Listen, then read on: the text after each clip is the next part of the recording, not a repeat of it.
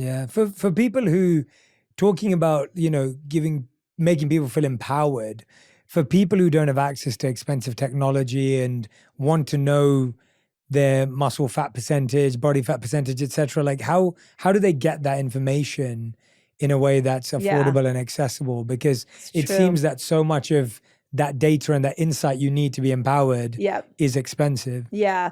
So, all the wearables are really exciting right now. The CGMs and all that, the continuous glucose monitors, really exciting, but they are expensive.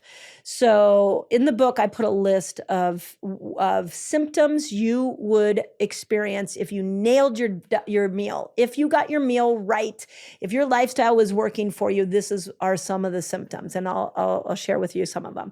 After you eat a meal, you should be energized. You shouldn't be sleepy. If you're sleepy, we got to go back and look at the makeup of that meal. After a meal, you should have better brain clarity. You should feel uplifted. It should be like something that puts you into enhanced performance state. It's not normal to be hungry every 2 to 3 hours. So those things become really important. The other piece is that you should be able to control your cravings. You should be able to be like, hey, use me as an example. I used to have a sugar addiction too.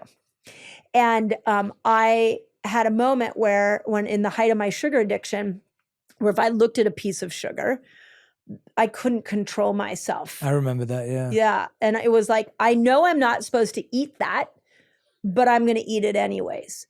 Once I started doing fasting and eating windows, like that craving went away. So I now have a better relationship to food. I don't feel like I'm eating food because I can't control myself. So there are symptoms we can look at, and all the biometric wearables, they're great, but I want to help the woman in the South